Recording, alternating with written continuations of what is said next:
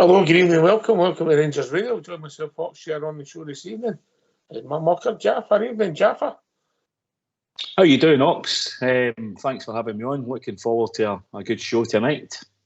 Well, we've got sickness and injuries in the Rangers Radio panel, so it's me and you, mate. Well, we'll just need to get on with it. I'm putting in 110%. What about you, mate? Just my usual, mate.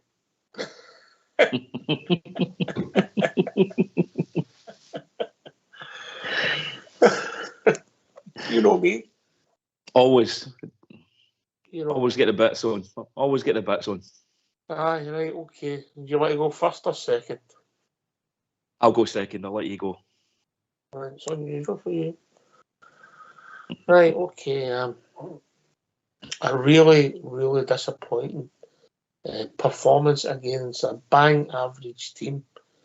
Ultimately, that result could cost us progression in the tournament, because I think the other teams might take 6 points after them. Yeah, but if it's a close group and everybody cuts each other's throats, potentially that 3 points lost last night could cost progression, which costs the club a lot of money.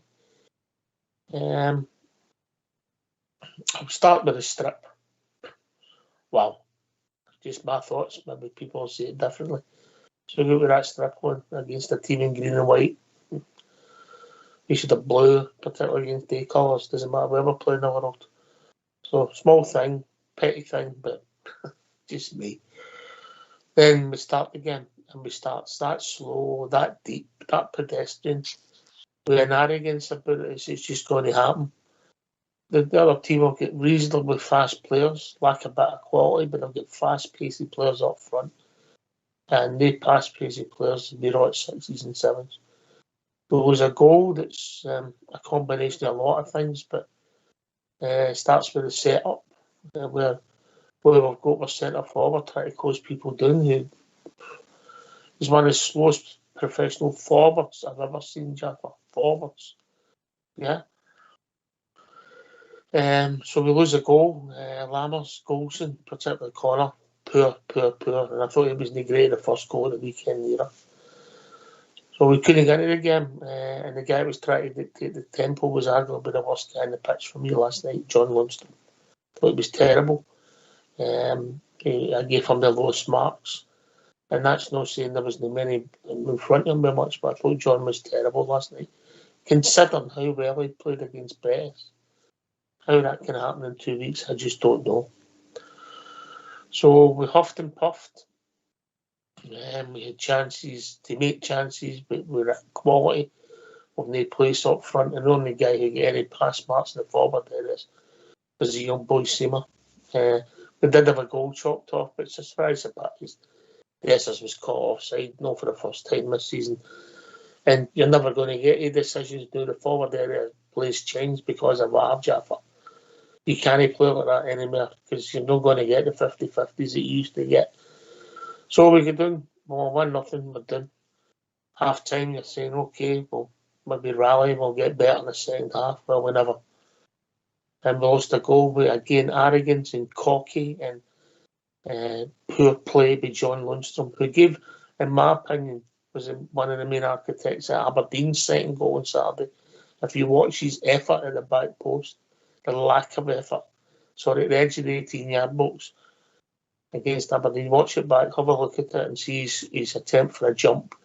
You'll see where I'm coming from. And then he couldn't chase back, and they've just got fast players put it in the box, score a good goal from their point of view, but 2-0 down. So we then gets a goal through the young boy Seamer, who was our only shining light last night. We were lucky, we could have been 3 down for the goalie. We gets a goal, and I'm thinking, okay, I'll be honest with you, we'll get another chance. This team they're dying, and we're hopefully coming to the fore, and we can get another chance. And we get another goal, we'll miss going to win the game. That's what crossed my mind when we got the first goal. The game just petered out, and that was my disappointment. The only 2 players I gave pass marks to was the goalkeeper and Seamer, and the young boy McCausland, considering he came on, he made one decent pass, yeah. I don't want to criticise the boy because it wouldn't be fair, but the rest of them, they can all go. Every one of them, Jaffa, you old, out of contract, in contract, it's time. We have supported these boys. They've gave us some great moments, you know. Conor Golson, James Tavernier, Borna Banisic. Yeah, they were all part of the team that got to Phil Seville. They won 55 Scottish Cup. Yeah, but it's done now, mate. It's absolutely done. There's something wrong and it needs radical surgery. I could go on, Jaffer. I could go on for about 2 hours if I'm honest. I don't always say what I feel on the show, as you well know, yeah, but I'm trying to keep my emotions in check. But there you go. That's my thoughts quickly, mate. Yeah, for me, Ox, you know, with the rage last night during the game and after the game, probably like every other Rangers supporter, and then obviously, you know, you get 24 hours to sleep on it and think it through the day, and my rage hasn't subsided any. You know, my problem I've got, Ox, is that Stephen Davis and Alec Ray were asked to pick up the caretaker manager role. And they went in there on Monday morning, and they know all the guys. They spoke to them. They've played with them. Alec Ray, maybe not so much, but definitely Stephen Davis. And they've sat all week, Ox, until Matchday last night and listened to him. And I'll guarantee you Stephen Davis asked them one thing and one thing only. Go out and give me 110%. And I'm sorry, excluding the players that you've just named there, not one of them gave anywhere close to 110%. In fact, it looked to me, and just that back four in particular, and including John Lundstrom, I don't know where their heads were or what day of the week they thought it was, but it looks to me like they're going through the motions, Ox. And for that, that's the point of no return for me. I don't want to see them in a Rangers jersey again. I don't care of their contracts. I don't care of the length of them. This is just my view. I know the club would see it differently. They're assets at the end of the day, but they should be put on the transfer list in January, or let it be known now that they won't kick another ball for Rangers, because to me, they're empty jerseys. They are utterly empty jerseys. And they've cost Gio his job, they've cost Michael Beale's job, and they're now doing the same to Stephen Davis, and he's only played 90 minutes of football. It's unacceptable. And the thing about it is, as it stands at the moment, there's no consequence. These guys are picked again. They were picked again last night, because I know we've got injuries and all the rest of it. I get that. But we'd be as well playing the kids. We'd be as well playing the young lads. Your back four on Saturday would be Butland in goals, Dijon Sterling, John Souttar, say Ben Davis if you give him half a pass, and Ridman Yilmaz. Yeah? Yeah, I would actually go one further and put Balogun, and I would drop Ben Davies, because I thought he was also very poor last night, Ox. I don't disagree with it. I'm giving him half a pass, mate. Half a pass, that's all, nothing else, because I don't think he's up to what we want. Yeah. Yep. Yeah. Yeah, that's what I would do at the weekend. That's what I would play. All right, I get it. Carry on, mate. And I mean, as far as the Rangers' careers, Ox, they blew up last night for me. That was the finale. That was their careers blowing up in a Rangers jersey. James Tavernier, and we've lauded him on the show, rightly so. The guy has done wonderful things for our club. He's also put in some absolutely blundering performances. And without, I'm not going to get personal in any way, shape or form. I wouldn't do that. I would never do that with any Rangers player. I'm simply critiquing and seeing the way they're performing for our club in a blue jersey. James Tavernier needs to be stripped to the captaincy immediately, because his heart's not in it. He's not there anymore. He can't do it. If maybe his body's given up on him, I don't know. Combination of factors. But the reality is, we're persistently going back into the dressing room, going back to the training ground, and we're going to them and talking to them and saying, look, we need to be better at this, we need to be better at that. It's beyond that. It's gone beyond that situation. They need to realise that that's it. It's finished. And we need to get a new guard in, a new back four, even if it's only temporary, to get us to January. And at least give Leon King, say to him again, go back to Leon King, say, look, there's an opportunity here. Leon King, try him again. You don't know, the young lad's matured. He's been another year ahead of himself. He's been sitting watching it. He's got the stature. I'm not saying he's a centre-back naturally, but he's better than what Conor Golson, the performances he's putting in, Ox. He's better than Ben Davies, because he can defend, and Leon Balogun can defend. We are soft, like you can't believe, Ox. I mean, I think I saw somewhere today we won 7 tackles last night. 7 tackles was all we won in the whole game. That was the duels that we won. We lost 20 and we won 7. Unacceptable. Utterly and totally unacceptable. And that's where my head is at the moment, Ox. I'm still livid, as you can probably tell, like the rest of us. There is some pluses. Butland, what a save last night. Brilliant. It would have been 3-1, as you said. Point blank save. Asima, I know he's a lone player, but he certainly looks as though he's coming onto a bit of a game. There's still some positives within that squad. Matondo, if we get him back for injury. Cantwell, Raskin, again last night, I thought his distribution was awful. He can't get the ball over the first man, Ox. I don't know how many times he had the ball out in the wing. He can't get the ball. None of us. Hardly a player got the ball into the box last night. Elementary stuff. I mean, you're taught that when you're a young kid. You couldn't pass a cat house.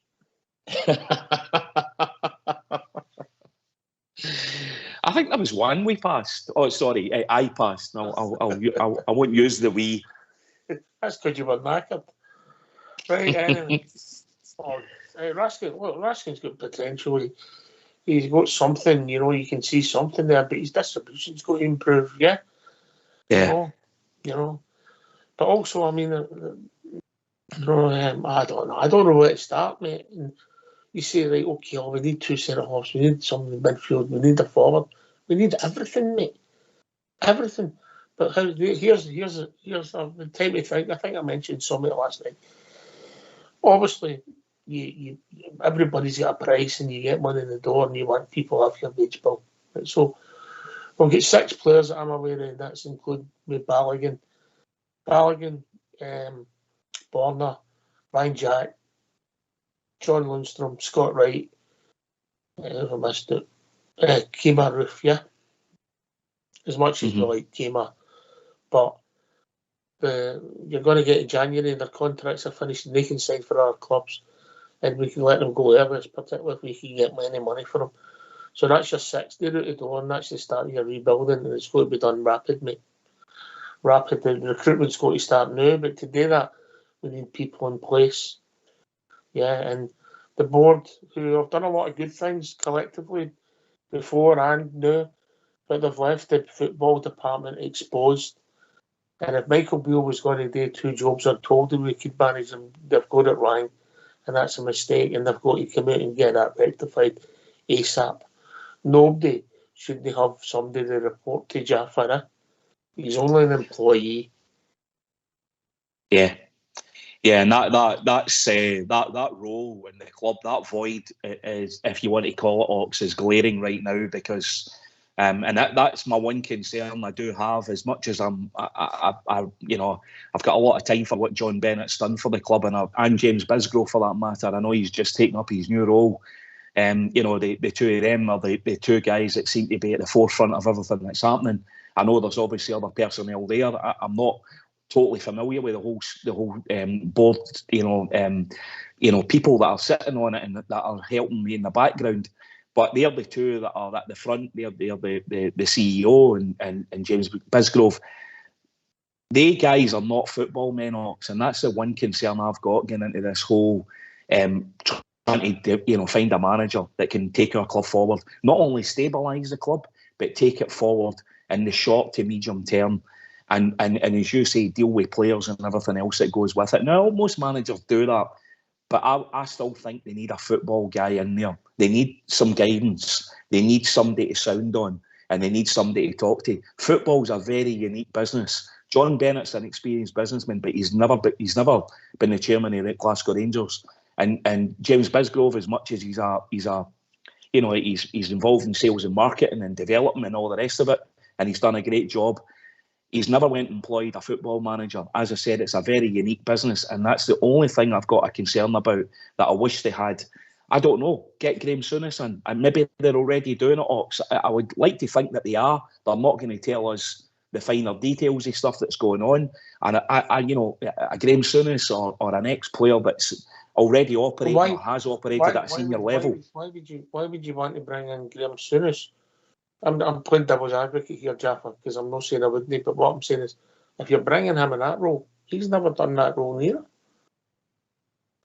No, but he's a football man, Ox, and that's where I'm going with it. He's never done that role. He's never selected a manager. He's not dealt with the business side. He was an old-fashioned manager, wasn't he? Yes, aye. Yeah. He was. And okay, as soon as there's only one example, I mean, I know there's other... I would get everybody who's gravity involved with your club. It's time to circle the wagons, mate, and then come out fine. Aye, it totally is, Ox, and that's where we are right at this moment in time. I mean, we are in a really, we've got problems. There's no two ways about it, and none more so that was highlighted last night on both on the park and what's going off the park. We have been left exposed. I think you've made a great point. We don't have a football man in there who's pulling the strings together, both in the academy and driving the club forward. We've got no strategy. Clearly, we've got no strategy. All focus should be on the first team, mate, in the immediate future. The academy we should do what we have to do, keep scouting, looking for boys. The focus is going to be in the first team. I agree with you. And I think I've heard some of the boys say that, Ox, on the show in the last few nights, and I think some of them are absolutely, they're spot on. I think the time to be, looking at other parts of the club right now, I think, quite frankly, all of that should be shelved, and we should be concentrating and getting a team on the park and a pool of players that want to be there, and a pool of players that are contributing. And I mean contributing on the park. Our doctor's room's too busy for me, Ox. There's too much going on in there. We've got too many players out injured repeatedly. I mean, we now we're entering into like a third season of that, and that isn't right. There's problems. There's something going on. Yeah, well, what is recruitment? We recruited players who have had problems. I mean, Kieran Dow, obviously played a few games for Norwich last season. I think about 25. I've not checked it out, so this is for the top of my head. He had injuries last season. He's not played for us. It's not 2 months since we've seen him. Mm-hmm. Yeah, he's come in the door. No, what is it? Redvan Yilmaz, I think he's been involved in 19 games for us. I think we've played about 80 games while he's been with us. He's been 60%, 75% of the games he's missed, roughly, Jaffa. Not acceptable, Ox. 22 years of age. Yeah. I mean, that tells you everything, doesn't it? I mean, I would cut my losses with Redvan. I don't think I don't think there's a fit player there. I genuinely don't. He's in for half a game and he's holding his calf and doing stretching his leg with cramp. And I mean, the lad's clearly not fit. He's got potential as a footballer, but he's not fit enough to play, or he doesn't want to play. I don't know what it is. But I would personally cut my losses on him. Young lad on the football park? When do you know a young lad? Because he's 22, isn't he? Aye. Yeah, he's all the pro he's ever going to be at 22, and his body's at its peak. Well, it should be at its peak as far as development side of it goes, and coming through an academy, especially the academy that he's come through. He's clearly not fit enough, and continually picking up injuries. What we don't know is what's going on in the background and how the young lad's living his life. If he's living, properly and doing the right things that he should be doing. And I'm not making any allegations. I don't know anything. I'm just saying, with the amount of injuries he's getting, it certainly would look like he's either injury prone or we've been sold a basket case, which, as you say, seems to be again. The roots go back to the one issue: the recruitment. I mean, Lammers and Dessers. Jeez, man. You don't think they're a different class, mate? Next level, aye. They're certainly taking us to the next level. They're taking us down about 3 levels. Ox, I would put them on the transfer list and cut your losses with them. Just get short of them. Danilo, certainly, I would still have a look at him to see what he's going to produce. But Lammers and Dessers, they can't start another game for us. They are another pair of empty jerseys. Unacceptable. Do you think these 2 players has affected the rest of the pros where they're down tools because they're there? Is that too simplistic? No, it's not that's not beyond the realms of possibility, Ox. No, that's not simplistic at all. We don't know what these guys are on, what kind of money they're on. We've got no clue. You depend on what press you read and how much you believe it, and the kind of money we've paid for them. You don't know what's going on with the harmony in the squad, Ox. None of us are privy to that unless one of the players would disclose some of that information. And usually you only find things like that out after the event, don't you? A couple of years down the line, and stories start to come out when players leave or they retire. But certainly, I mean, things are not well. There's no point in saying otherwise. No. The squad, there's no harmony there. No. It's been really, the week started so well as well in this for me, and then this has took the whole shine and marked me one in the last pair standing, Well, you can revel in it a little bit more, because I believe it's starting again, isn't it, tomorrow? That's the night, and I'm going to be announcing my team tonight, mate. So later on, I'm going to be announcing my team, so everybody knows, in case people think there's any debate. And my joke about, it was a joke when I said I'd tell GB my team on Monday. Yeah, it's a joke. Aye. Yeah, people seem to have lost their sense of humour. Right, we want to just change the subject quickly before we. We've missed Doris Sinsteel and all that falling apart, mate. We're not interested anymore. Bang, we're going to go in-house in order, yeah? Yep, 100%. Right. But I just want to touch on the bad news the day it broke about Michael Moles, mate. Brain tumour. Listen, all our thoughts and best wishes go to Michael. A unique player, mate, who never fulfilled his potential, but for a short period in time was just unbelievable. And the people who had the pleasure of seeing him playing at his peak, and I mean at his peak for the few months when he first joined us, wow, they'll never forget seeing Michael Moles. Oh, he was brilliant, Ox. He was brilliant. Like you, my thoughts are with you, and I hope his recovery goes really, really well. Sad to see that today as well. Young man, Ox, he's got a long road ahead of him, so I wish him well. And as you say, in a Rangers jersey, and he's never lost his affection for the club, I have to say. I know in recent years he's been over at Ibrox quite a few times, so and I'm sure the Rangers family will get right behind him and give him as much love and G him up, Ox, in his recovery. But as you say, that turn, I've never seen him do that turn again. That dummy that he done that became his trademark was absolutely brilliant to watch. You've seen me cup of shakes, mate. You know what I mean? It's true. In fact, you know that I say that a few weeks ago. That's as close to that Michael Moles turn that I've seen. Was that it was from yourself with your dancing shoes on?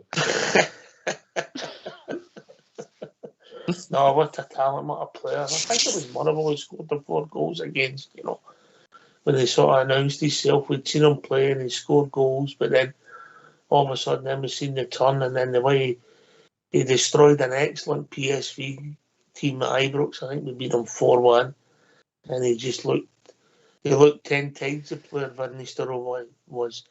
And that Can, who injured him that night in Munich, ultimately cost us our place to go through in that competition. We could have went deep with the team we had, and Michael got that injury, and he came back, and he was still a good player for us, but never the same, just because of the way he played the game, Jaffa. But we wish him all the best.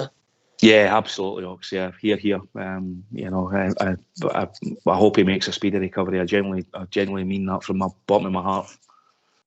And also, we have to send my regards to one of our ex-players who sadly lost his wife today, Sir Alex Ferguson's wife passed away, so all of our best wishes also go to the Ferguson family.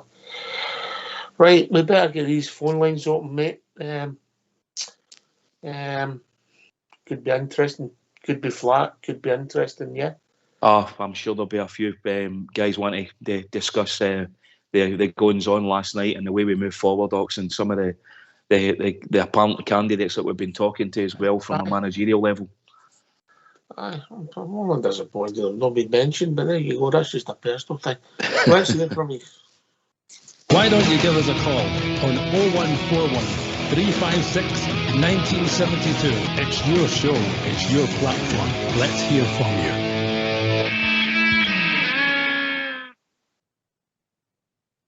Yeah, Jaffer, as I said, I've looked at it, and that's my starter for 10, mate. That's my starter for 10, yeah.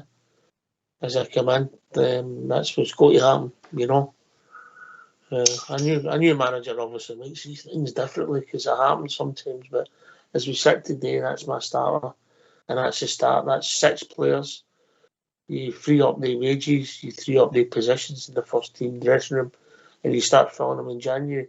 You might not get the 6 players in you want in January, it's not always the case, but at least half of them would need to come in the door, hopefully, to start replenishing the squad, because this it needs to be done, plus the season was done, finished. These guys, their heart's not on it, and that's before you have to start looking at the captain and the vice-captain, mate. Yeah, I can't disagree with any of that, Ox. It's radical, but we're in a really a difficult, a really troublesome situation. And those guys are not going to get us out of it. There's no point in thinking they will. They're not going to get us out of it. They're not Rangers players. They either don't want to be at the club anymore, or they want out, whatever it may well be. I would take the decision out of their hands, and whoever it is that comes in has got to understand that these guys have got to go, because that, for me, and I'm not saying that's where the only problem lies, but we have got too many passengers in our team and not enough fight in it. There is nobody in there that wants to win football matches. Not enough of them. I mean, 9 of those players last night probably didn't even return a 5 out of 10 Ox. And that is utterly unacceptable to Rangers Football Club. And us as fans, the amount of fans over there, the players should be paying every single one of those fans their travel and their hotel bills. You've been kind if you've given 9 of the players 5, mate. Yeah. You've been kind. I gave Lundstrom a 2 last night. Yeah, I can't disagree with that either. And I gave him 1 mark for managing to get his boots on the right feet. I mean, he was stinking, Ox. He was utterly stinking last night, John Lundstrom. And he has been for some weeks as well. We got the Betis performance, and that's been about it. And the rest of them, Golson, Barisic, jumping out of tackles, hiding, putting tackles in, turning his back on the ball. Just despicable, Ox. It really is despicable. Yeah. I mean, it was a small thing, but I think it wound me up at the time, and I seen it on social media, and I get sent it today. There's about 2 minutes to go, and there's a goal kick down at their right hand forward, our left back position. And the ball just trinkles in over the line, and Border leaves it. You're like, where's the game intelligence? There's nothing in these players now. They're gone. They're short. They're either too comfortable or they're too long. They've all become multi-millionaires at our club, Jaffa. So their mentality's changed. They're also older. James Tavernier's 32 this month, mate. Sans a time wait for no man. He's played loads and loads of games for us. I mean, your legs go, mate. As you well know, mate. Mine's haven't went yet. But you don't get them back.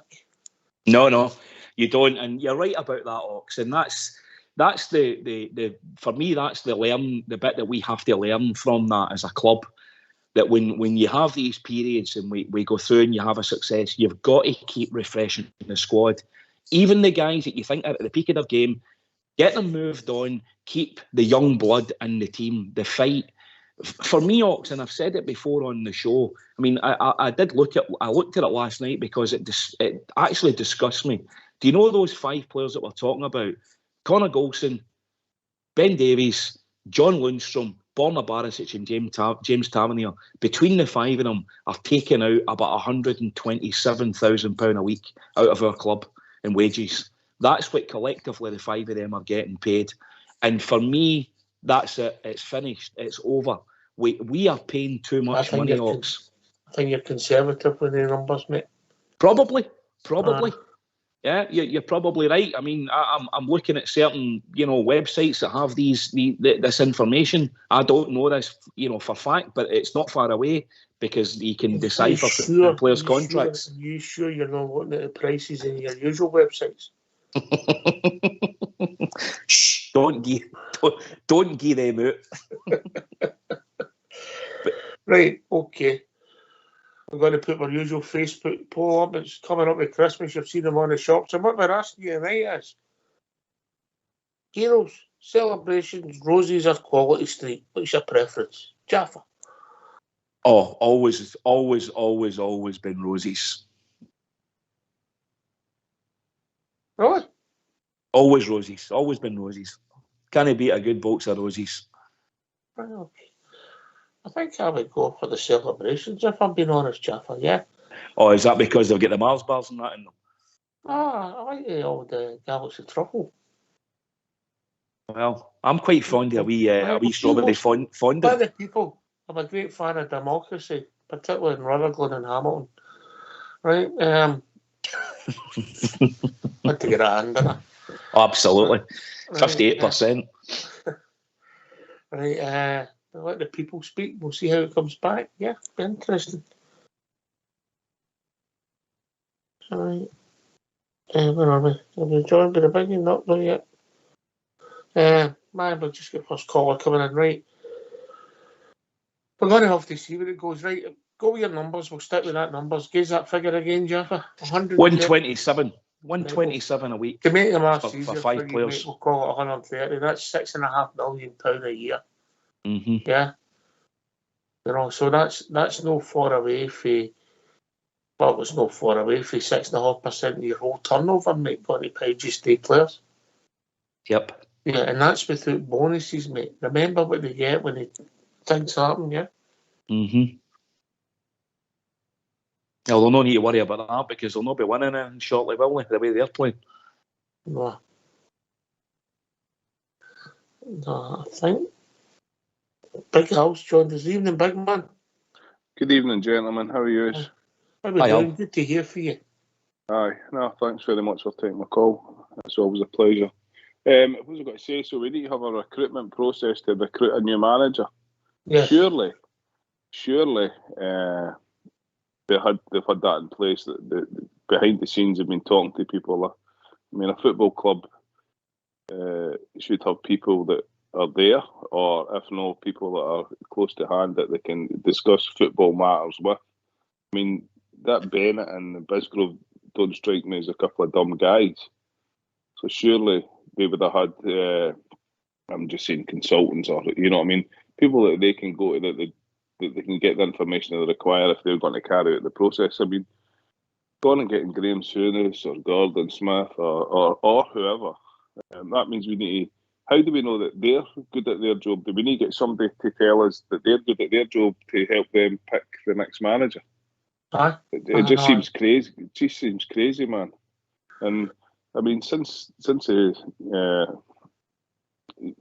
Celtic game, we've all known this has been going to happen. This ball should have been rolling long before this. Oh, do you not think that ball should be rolling constantly? Yeah. That's what I'm kind of alluding to. You know what I mean? Aye. You know, because you don't know if somebody's going to walk away from you. You don't know if somebody's going to go on a bad run of form. So constantly, you should be looking to see who's available, what your options are. If something happened at any time, and that's the people above the manager's job, big man, huh? Well, that's what I'm getting at. I mean, the manager who get hit with a bus would go into Marks and Spencer's. You need a new manager. You know what I mean? I mean, every company should have something like that in place. Strategies like that. I mean, are we saying that we get a new manager in, then we have to look at the way we're running the club on the football side again? I mean, this season, all the talk, this season's another write-off. I'm going to have to wait till next season to see if I can win a league or a cup. You know what I mean? And Jaffa, the key personnel should always be. You've always got to have a plan B and C. It might sit in an envelope, mate, and it's updated every 6 months. But it should always be done, yeah, constantly. Well, as I understand it, Ox, the way the modern situation, or behind the scenes, as managers are all represented with agents as well now.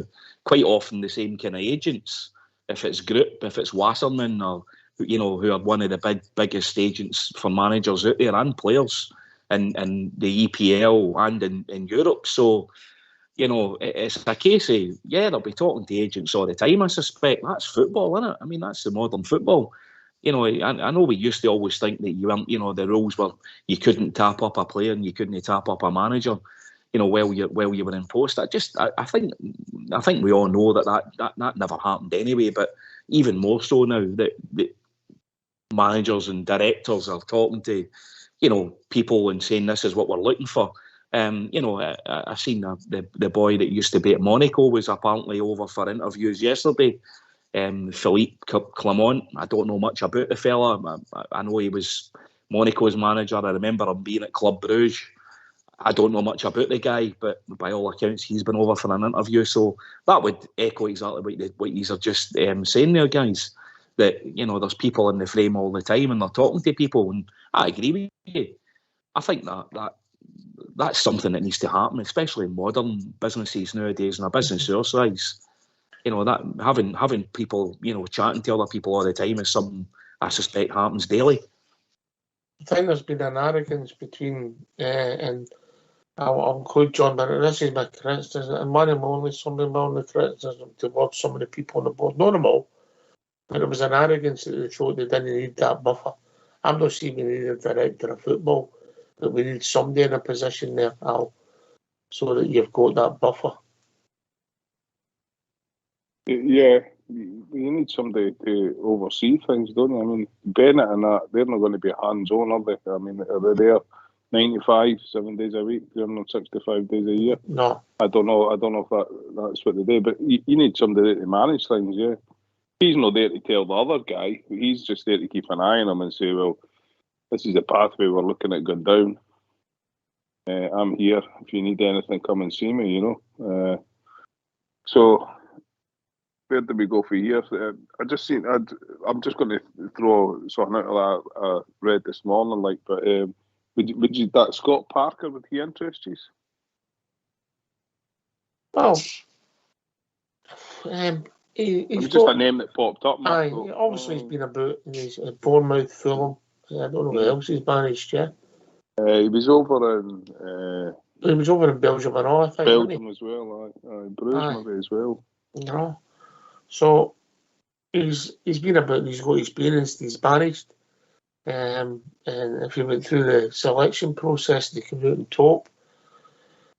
It's their choice. He's not somebody that he would stand out right away. I mean, I thought he was not. No. But I thought it was an interest. I mean, compared to a Lampard, you know what I'm saying? I don't think many people want him. And Boaz, is that a manager you would look at? Who? Just your feelings on him, that Anthony Villa-Boas. Oh, the boy that was at Tottenham. Chelsea. Tottenham. Was he at Tottenham as well? Chelsea, Zenit. Yeah, the Portuguese manager. I think that ship might have sailed, mate. I don't know what you think, Jaffa. Was it Tottenham? Was it? I know who you mean, yeah. I think that ship, no for me, Al, I think that ship sailed. Oh, no, I'm just another name that was in the article. I'm told towards a British manager, but if the best man happens to be for somewhere else and they get it right, well, I'm not that fussed about it. And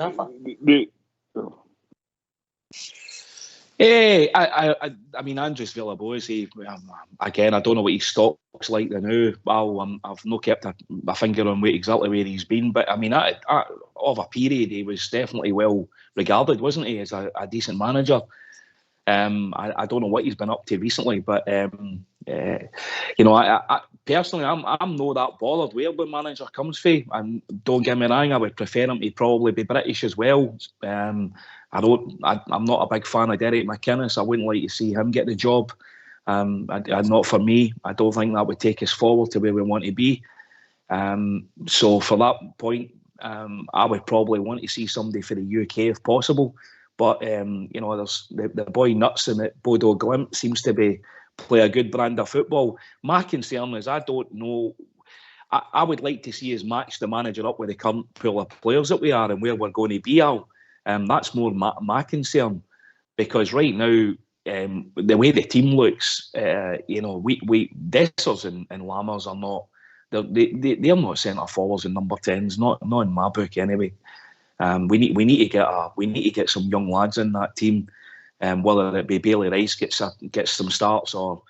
I'm trying to think of the other lad that's been in and about the pool, because the young lads they'll give you more than what those guys are giving you, and there's more pace about them, at this moment in time. So for me, the manager's got to match up with the current Poolhawks. We'll cut across you, mate. We'll be joined by Tosh for Blackpool. Evening, Tosh. Evening, lads. How you doing? He's all right. Hi, Tosh. Yeah, listen, can you do me a favour, Tosh? What's that? Can you see if they're looking for a donkey in the beach? They're more than happy one they can have. I've got Maybe a a living you couple. can take. Maybe a I've got a couple. living waiting. I've got a living that would do a better job than that mob done for us last night. How you doing, mate? How you doing? I'll be truthful with you, mate. I'm absolutely scunnered. Because to all us, Rangers isn't a club, a football team. It's life. It is our life. And to watch that last night with my mate, I've never been so scunnered and embarrassed in my life. Apart from the last time I felt like this was when Rafe Rovers beat us in the Ramsden Cup at Easter Road. It's a suicidal, devastating feeling. You could just burst out green at any time. That's what they've reduced us to. They're a disgrace. Every one of them, apart from Butland, obviously. How bad is that? We're saying our best player this season's a goalie. I cannot believe Michael Beale was given permission to spend, nearly 16 million. He's made us atrocious. They're all duds. Dessers is, how can that's never a striker in any form of language at all? And Lammers is, no, I just don't see it. I'm absolutely scunnered like yourselves. But like when we watched that, Aberdeen destroyed us on Saturday. I never thought I'd hear that again. At Ibrox of all places, I can see it. Hibs, Hearts, St Mirren and Aberdeen and Motherwell, they can smell blood. It reminds me of 1985. We're going to end up finishing fifth. There's no heart, no desire. Everyone, some of them are probably on 30 grand, 20 and 30 grand a week. I can't get my head around it. Dessers is going to get players like that. It's giving me the boat. I swear, mate, I'm absolutely devilled. I don't know which. I thought it's one of those feelings knowing you just got to get something off your chest. I just had to phone. Take a ticket, lie down, sit over there. In a minute, you can get the couch, yeah? Nah, no bother, mate. I'm on the couch, don't you worry. I was hiding behind it last night. So I was. We get it, mate. We get it. It was atrocious. It was embarrassing. It was, for us as fans, it was hurtful. We're raging. We're angry. Listen, I think one of the frustrations, Big Al, is because you know the kind of salary these guys are earning, yeah? That frustrates you even more, doesn't it? Well, that's what it is. Like, I'm not going to, whatever you can get off your employer, I would take. So I'm not really going to criticise them for that. It's just the heart and the effort and the disjointedness of the team. It's absolute atrocious. Can I just say to Jaffa, this isn't a criticism, Jaffa, because I know you're quite sensitive when people ask you questions, but you're quite a defender. You're quite a defender, James Tavernier. I've never been his greatest fan. Like the things you were saying earlier in regards to him, I mean, I think we've all known that for 3 or 4 seasons. He isn't the captain that a Rangers team requires. You know what I mean? I can see his attributes when he's sprightly. He's a kind of calm athlete type guy. He's not on the shouter and screamer we need it. Now, I think for the past week or so, or a couple of weeks, that's the type of captain we're maybe looking for now. Is that fair to say? You want to hear? No, I didn't realise I was a defender of James Tavernier. I certainly maybe game by game basis. So if he'd played a decent game, I would say he'd played a decent game. I was never. I wouldn't say I'm a massive James Tavernier. I've got a love-in going with Mirren like that. I think maybe you're getting me mixed up with somebody else. But I mean, I would agree. He's run his course. On the channel, aye. But I would agree with you on that. We've known what type of character he is. And he's not the type of character I think that we require. He's not. This is a bit contradictory. He's not a type of player that's going to carry. You're not going to look to him for inspiration. Then again, when you say that, he scores a free kick or he scores whatever. Team players, they take inspiration from that, but he's not a 24/7 type of guy. He's not intense, and I think that's what we need. We need players that are a wee bit more intense. That lead with the heart and also the head. He's done. I understand. I know. There's a time for everybody. That. There's a time for everybody physically where you just can't do what you can do, and it happens to us all. It'll happen to me one day, as you know. Aye, that'll definitely happen to you. But you're still Champions League material, aren't you, man? I mean, you're like the Messi of the radio. I'm very messy, as Jaffer will tell you. You'll just go forever, never. But you might need to go down to the Outer Hebridean radio station and all that, but you'll still be a top draw. You know what I mean? Because when you're done, you're done. It sounds so simple, but it's true, and you don't get it back. It's not a switch. Does that make sense, Tosh? I agree with what you said earlier on, between Butland, Tav, Golson, the whole lot. That we've been to Seville, the Scottish. That happened. It's done now. You're right. It's done. The whole lot needs just ripped up. It's the only thing I can say. There's a lot of them. Well, obviously apart from your Butlands and your Sterling, but I'd get rid of a lot of them. The whole lot. Year contracts, the ones that's due to go, just clear it out. Go to clear it. God knows how we're going to do it, but that's what it needs. A complete and utter clear out from top to bottom. I'll put a plan forward, Jaffer. Is it too much like common sense, or do you think I'm being radical? No. I think. I mean, if they don't know that internally within Ibrox Ox, that's where we've got to. Absolutely, then the problems are much bigger than what we think they are. No, I think they should know, and I think a lot of cards should have been marked last night, and guys and agents getting told that that's it, it's finito, it's over. If they're not doing that, who's going to do that, Jaffer? It's not fair to ask Stephen Davis to do that. Who's going to do that? Because there's nobody in the club in that position. It's got to come for the guys above if they're acting in that position. If John Bennett is acting in chairman, and I know I'll say he'll not be doing it 24/7. Of course he'll know, but if his hands are on the wheel right at this moment in time, and it looks like it is, and that's what he's dealing with, and James Bisgrove, I would imagine a lot of it seems to be the actual day-to-day running seems to be falling in Bisgrove's desk. So I would imagine it'll be Bisgrove that'll need to phone the agents and tell them at this moment in time, because if they don't deal with that, Ox, and things just rumble on and they're back in the squad again on Sunday, then I'm afraid that it will become more toxic. As I see it, I mean, I think the fans of the high majority of fans have had an absolute gut fill it and can't take any more. Just get them standing at the cloak with the white letters and just hand them the white letter. That's what happens at my work. The services are no longer required, mate. Thank you very much. Get your tools and I'll see you later in the next job. It's as simple as that. I mean, are we wanting to mollycoddle these guys? No, but the problem is, that football's a unique business. You know, say Barisic, say you could get, I don't know, say somebody wanted to take him early for, say, I'll pluck a figure, £500,000 just to get him early. So you're not going to throw that away, you know. No, I understand that. I understand that, but it's simple enough to give them their jobs if you want to do it. I mean, you don't need to mollycoddle them. They're on 30, 40 grand a week or whatever. They're on 20 grand a week, as you said. They're all multi-millionaires, like.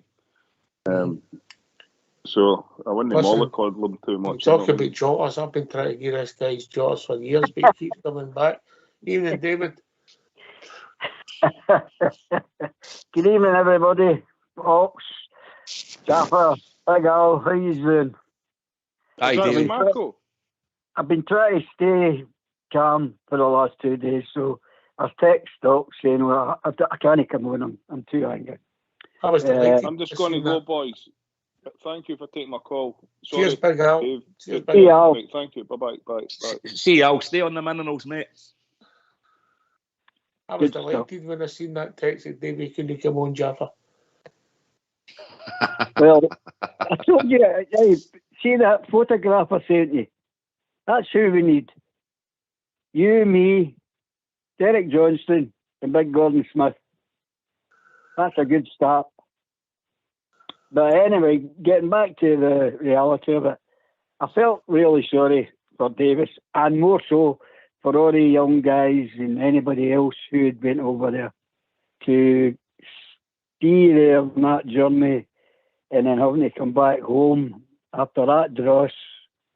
what's your name, having the nerve to go up there after the game finished and stand there and clap them.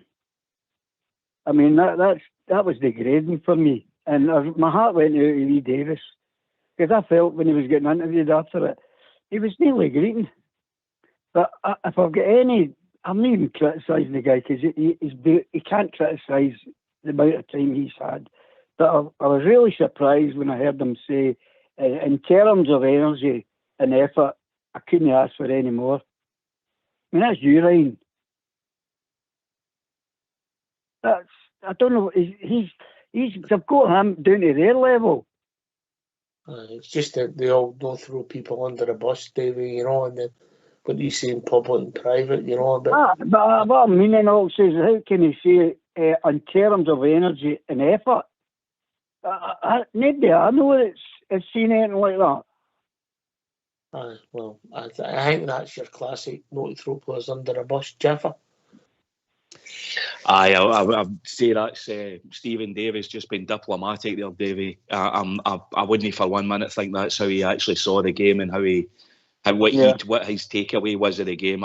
Stephen Davis is way too. He's too much a football man. We all know what he's done at every level he's played at, and you know how he plays the game and how he sees the game.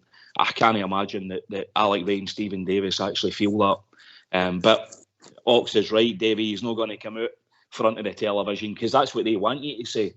They want you to do that because you know there's another 5 questions coming after it. So that just opens up a whole can of worms and usually at the end of the day causes friction within the dressing room. And I'm not saying there isn't friction there, but you keep that behind closed doors, don't you? They deal with that the right way. There should be friction. They should have been batting lumps at each other. There should be friction because there's something wrong, mate. You know. Carry on, David. The floor's yours. Well, I just feel that's what they're lacking. They keep on sticking up for him. I'm not blaming him for his comments. Okay, I understand what you're meaning about not throwing him under the bus. But you've got to call it as you see it, and we're calling it as we see it. And you can't flannel the bears of the supporters, and that's what's happening. I mean, the cracks it's a void now, a total big void. And you can't keep backing it. I mean, it's just where we are. I mean, I've been going on about it for years about that back four. Now, we could have played King, Balogun, Sinclair. That whole back mob could have been changed in some way or other. No, we put the same lot out again. And if that happens on Sunday, we're going down the same road, guys. He's going to bring maybe young guys in, whatever the score is. Anyway, where did you stand in the poll tonight? What did you go for? Heroes, celebrations, roses, or quality street? No, it was Pringles tonight. What did you vote for in the poll? It's not all about you. Oh, in the poll! Labour.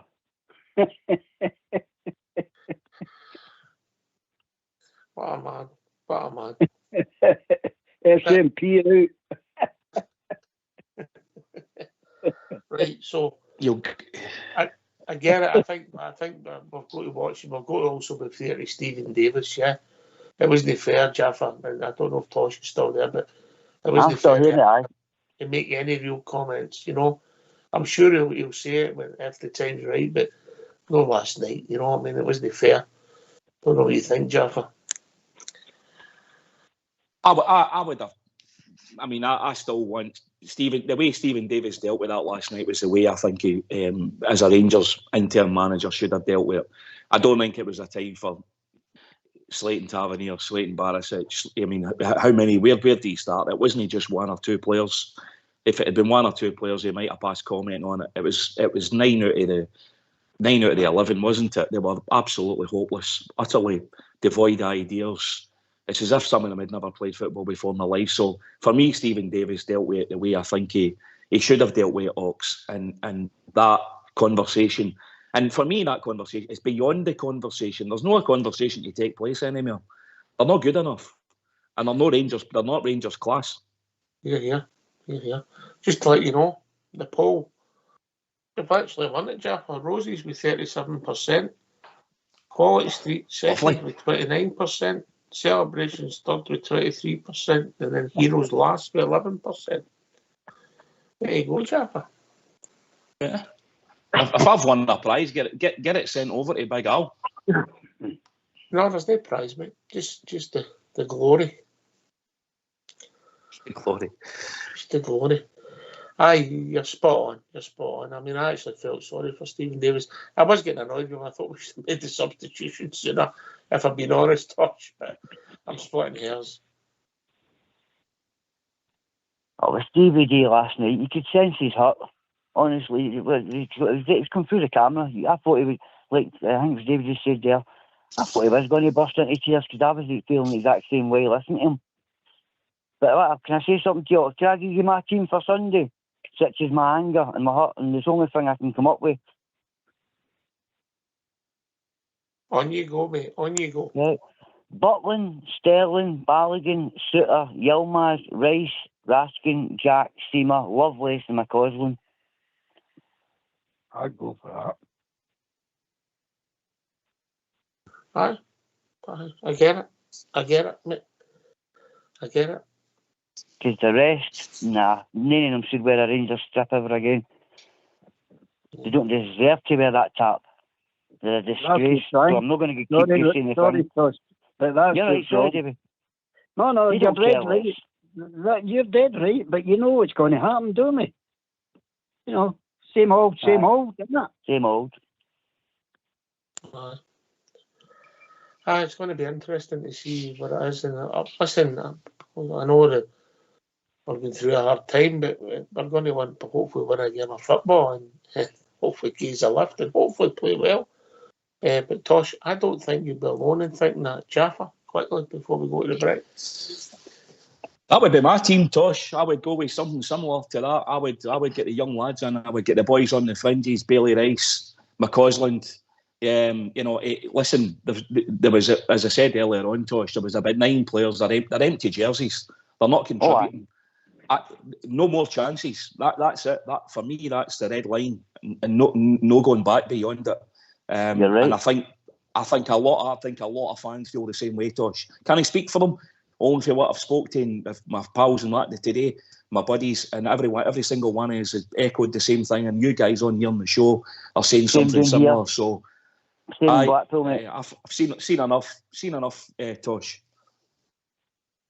It's yourself, Jaffa, like you and Southside, all the boys that go home and away. I can't believe you've got to pay to watch that.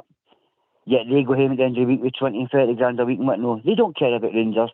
I think back to last season when the Terriers pumped us. That we used to get the Carter Vickers, the American. Who did we have? We teammate Tillman and what's his name? I can't remember. Sands. Sands, I have all names there. Sands. They were out having their dinner with him if not even 3 years after we get pumped at Parkhead. That's the mentality nowadays. Yet we've got to go home and sit heartbroken for weeks. Well, this has came. I never thought I'd feel like this again or a football team, never mind anything in my life. And it's only my love of Rangers is the only thing that's kept me to keep me going. Otherwise, I'd have packed football together. You don't need heartbreak like this in your life.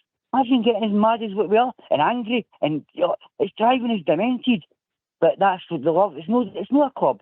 It's part of our life, and I am absolutely scunnered right now. I could burst through green at any time. Honest to God.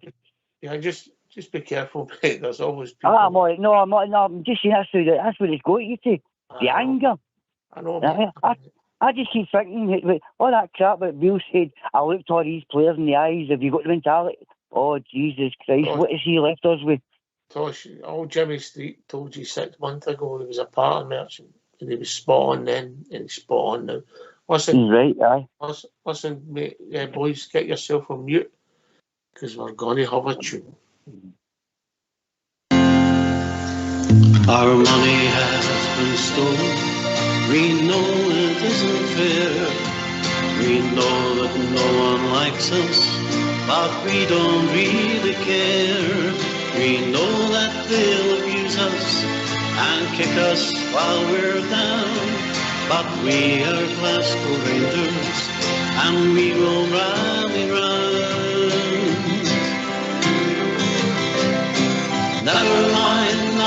walking away, that's just what the papers want us to say. Our war cry is no surrender. Never mind not walking away, that's just what the papers want us to say.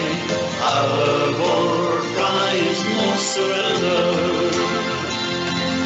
It's seen in Rangers scarves and flags and written on the wall.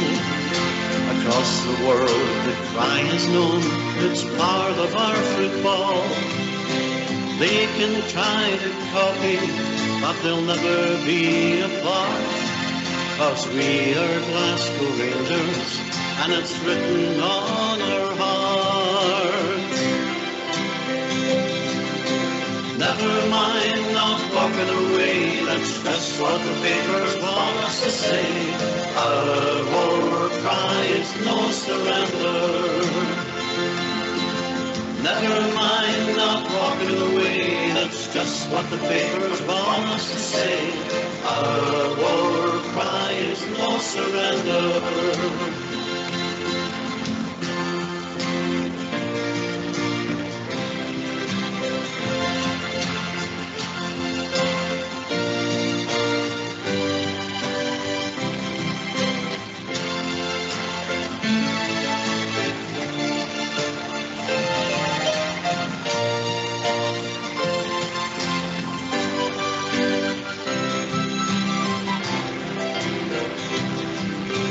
Never mind not walking away, that's just what the papers want us to say.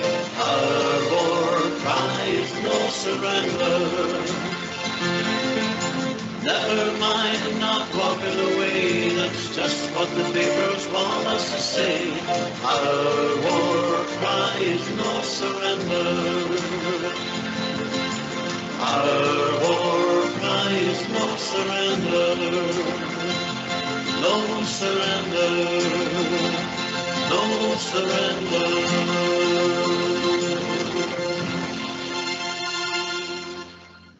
Why don't you give us a call on 0141 356 1972? It's your show, it's your platform. Let's hear from you. Right, we now get to the point of the evening, the Friday night, where everybody's been looking forward to all day. Let's hear Southside's Super 6.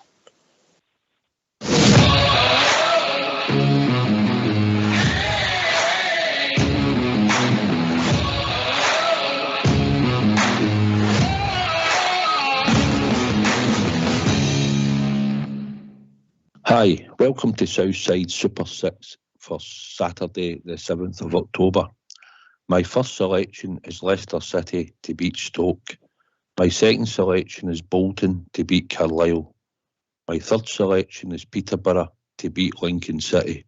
My fourth selection is Mansfield to beat Wimbledon. My fifth selection is Wrexham to beat Crawley away from home. And my sixth selection is Stockport County to beat Doncaster. If you take all six, it pays 20 to 1.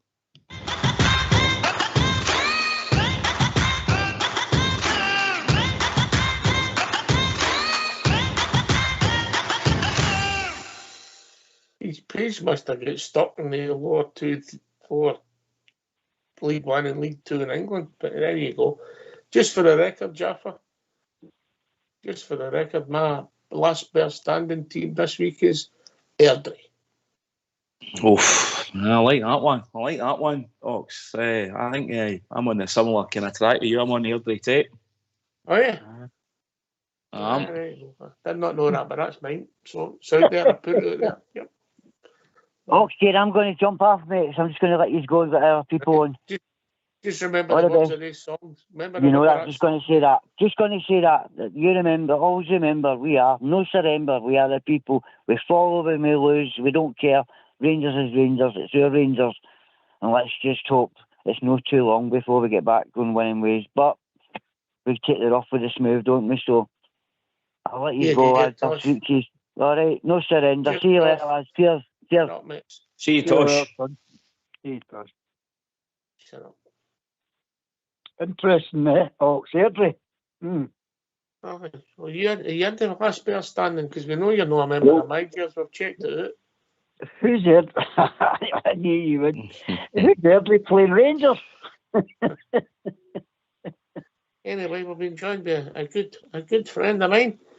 And well, some people say a blast for the past, but he's not a blast for the past. He's always welcome. Evening, Ian. How you doing, Ox? I'm actually under a different name now, mate. It's Staunchy McStaunches, and I now call myself. Have you got a telly on in the background there? I've just hold on. I've just come in. I had it on. I had it on the telly. I had it on my phone. I was in the kitchen doing a few things in the kitchen.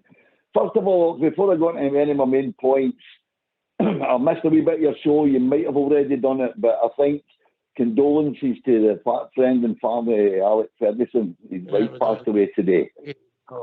Did you do it? I also mentioned, obviously, well, yeah, sad news for Michael. Michael, what was that again, sorry? Michael Bowlesby's brain tumour, mate, yeah? Oh, I never seen that one. So, oh, yeah, I mean, getting beat and all the rest of it is bad, but, you know, there are certain things override football, even though it's Rangers, it overrides it. So, but we've all got to keep it. Because I'm phoning in the night to see if somebody can talk me in off the ledge, Ox. All right, okay, I'll have a go. Seriously. I don't know if I can do it. I don't know. Seriously, mate. That was McCoy's-esque that I was watching last night, and I never thought I would ever plumb those depths ever again. But that was bad, because I listened last night, I heard Bridgeman saying, oh, it was a worst performance. I would remind Bridgeman of what he was saying when McCoy put that team out defensively to draw nothing each with Inferno in the last game of the season so he could say he was invincible. So I'm leaving it at that. But that last night, that was up I know there. I've got to watch my run. It was up there with Pedro. Oh, that was worse. That was the third best team in Limassol. At least Progress is the third best team in Luxembourg. That's the third best team in Limassol. I mean, Jesus, how far can we go? And I mean, I'm saying nothing about the new manager because I was bang behind Gio when he came in. I was banging the Gio drum. When Gio came in, I was banging the Beale drum. No, I'm saying nothing. I'm reading things that it's a straight fight between Kevin Muscat and Frank Lampard. And you won't talk me off the ledge then. That's me. I'm staying at the ledge. I'll help you in this one. It's broken right. The go-to journalist, as you know, is Chris Jack. And he said that Lampard is a no-go, mate. Pure speculation. No, I know. I'm just saying. Clement has been over and... Take one step again. back. Oh, sorry.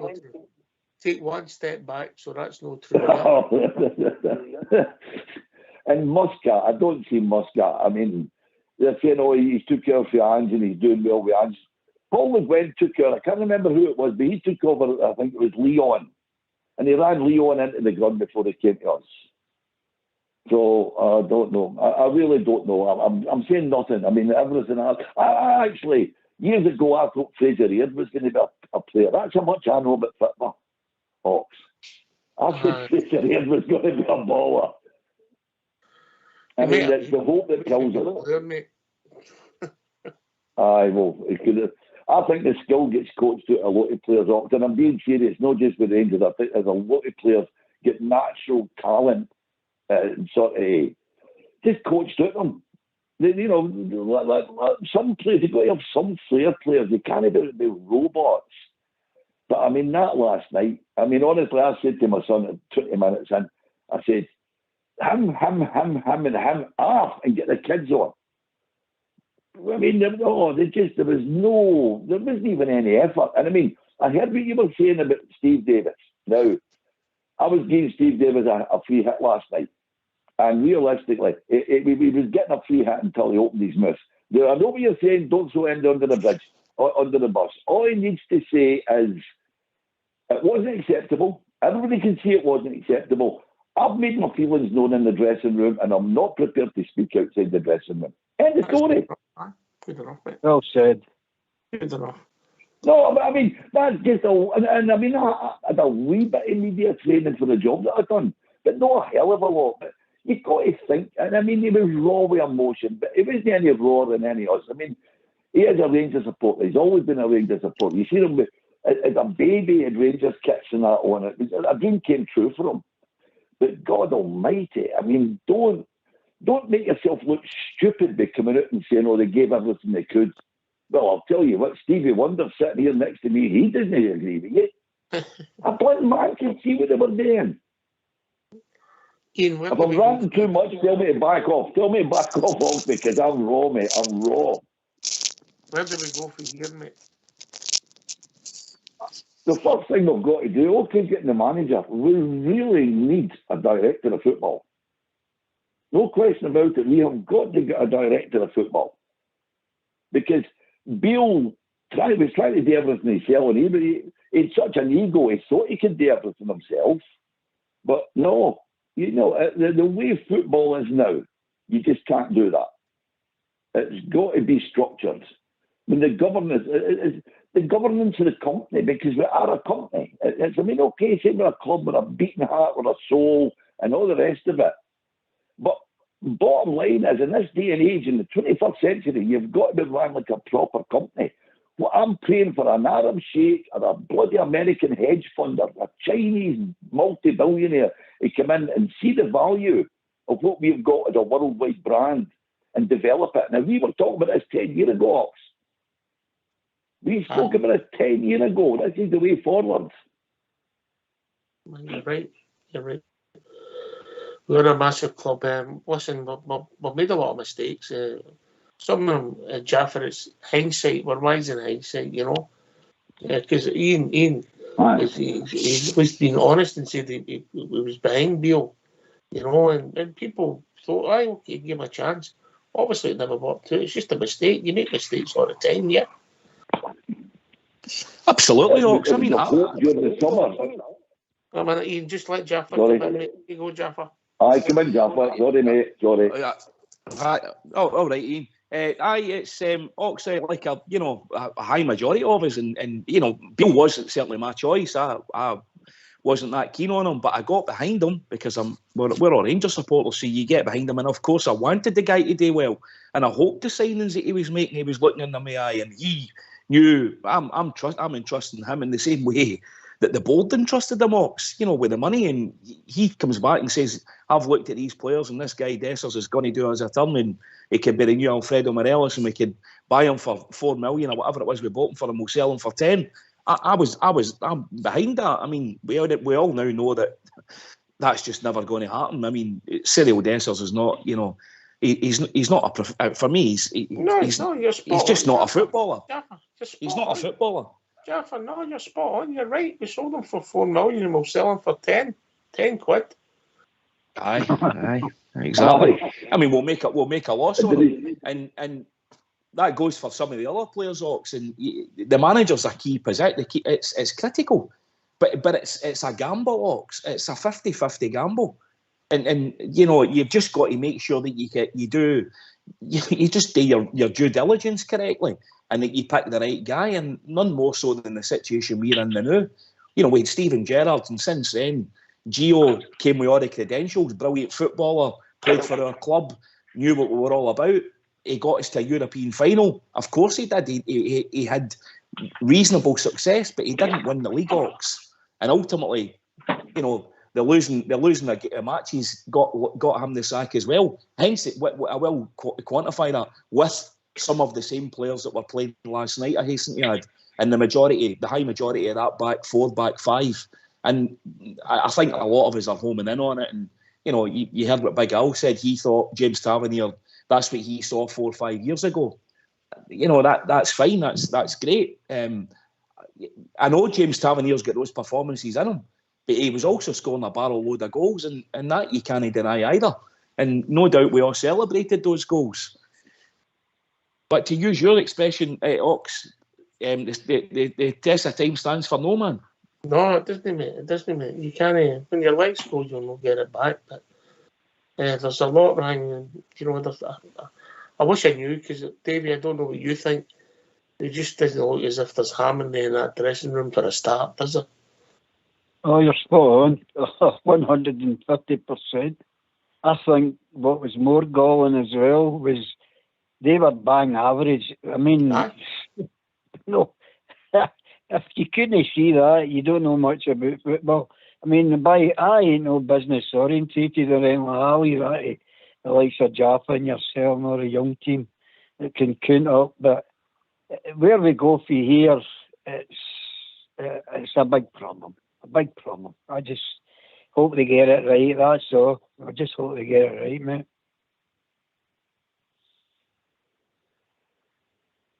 Can I come in, Oaks? Of course, Sid, of course. Hello. No, I didn't want to cut in. Well, I mean, here's my thoughts, Oaks. See if we don't get a grip of this. We're on the skids here. If we don't get a grip of this, we'll be getting Sharks out and we'll be trying to get Sam Allardyce in to stop us getting relegated. If we keep going the way we're going, I'm telling you, that's the fucking bottom line here. Sorry. It's all right, mate. We don't want you to go. Emotions are running high.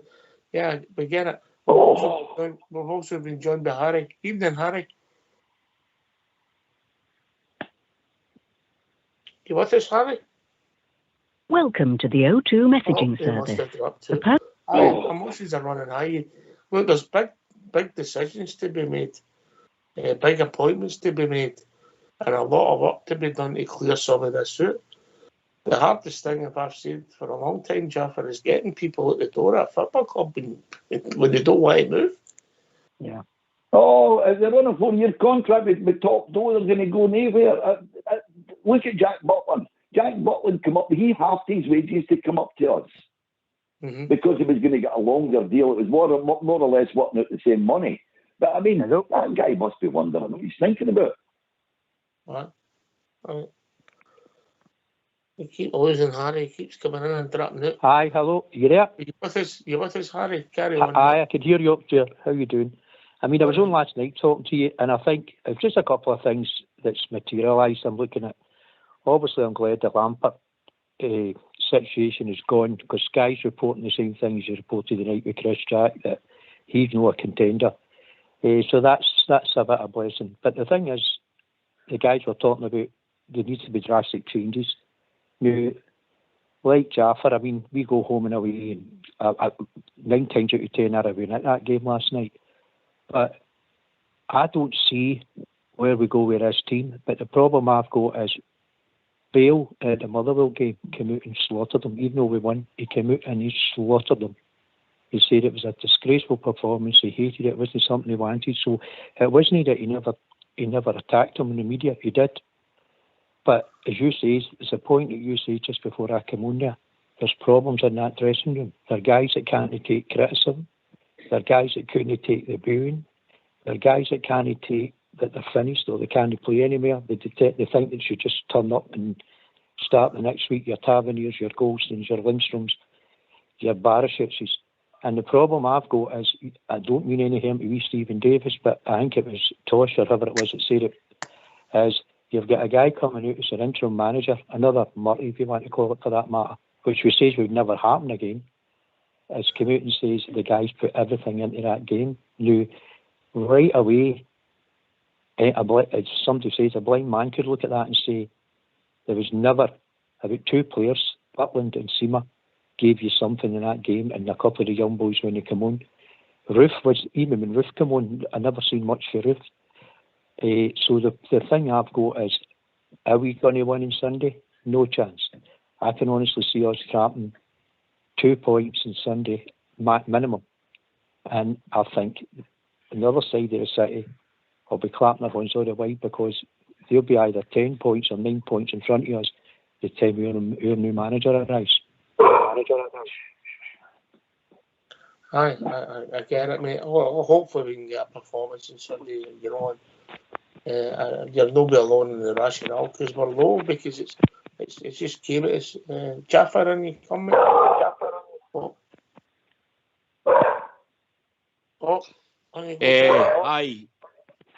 Hi, Ox. Listen, look, we've got a bit of a mess to sort out. That goes without saying. But we need to get the manager. We need to get a manager in that can get control of that dressing room. And how he clears out the dressing room, you know, whether it be, I know you were saying there, Ox, about getting ready players is the most difficult thing in football. Of course it is. but the reality is we can't keep them in the team because they're not. I mean, this is where they've got us to. That we've got to face facts up here, and we've got to deal with it's realism. We are where we are, and quite frankly, right now we need to get players that want to play for the team. And I know January's round the corner, and we can get players in January, but we need to get. And if that means putting guys like Golson and basically dying them ox and just sticking them in with the boys and paying them their wages, and hopefully enough, if you cheese them off enough, they'll hopefully go and find a new club. Glenn Kamara did to an extent, because he hadn't seen him for the best part of about the full of last season, and then he goes and gets himself a new club. I'm not saying Connor Golson would be happy about it, but is that really our concern at this moment in time? I think they've had enough opportunities, Ox. James Tavernier, Connor Golson, Ben Davies, and Borna Barisic and John Lundstrom for me should take some of the burden of this. The new manager should be concentrating on some of the young guys that are in the B Academy squad. Like guys like Bailey Rice, Johnny Afoko, Zach Lovelace, who was two of these young guys. Archie Stevens have been called up with England's under-18 squad today. Young McCausland's been called up with Northern Ireland. So there's potential there. So let's just work with, these guys are on. My problem, Ox, is with a lot of these guys, and I know you've touched on it, just exactly what you've said at the start of the show there. Connor Golson and all the guys that I've just mentioned have become multi-millionaires. They've got money like that's beyond the wildest of beliefs. They could never have expected. They're 30. A lot of them are around about that 30 mark now. They've filled their bank accounts up, and quite frankly, and I am going to say it, they've lost the desire. They don't. The only thing they wanted to win out of it was the money. They've got the money.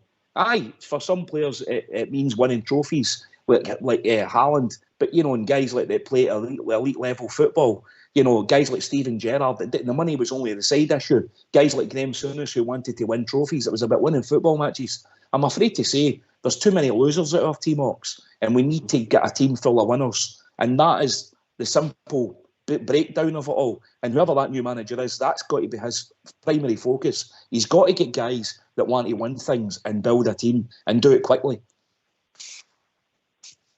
If they want players that's hungry, I'll get Big Stevie, get a strip on.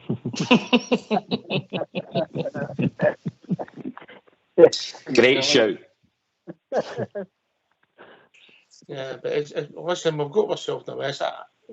Harry, see when we start talking about Stephen Davis and what he said after the game and all that, what we're doing is we're deflecting to where the problem is with the guys on the park. Because Stevens, he's come into that, yeah? Yeah, 100%, Ox. And I think the thing I know with Stephen Davis is he tells you straight, doesn't he? He tells you straight. I wasn't expecting a call. He tells you he was sitting in wherever he was sitting in, he got a phone call saying, SOS, we need you. The guy's lucky if he's been in 20 seconds and he's playing a European game. I can understand all that and I can take it all in.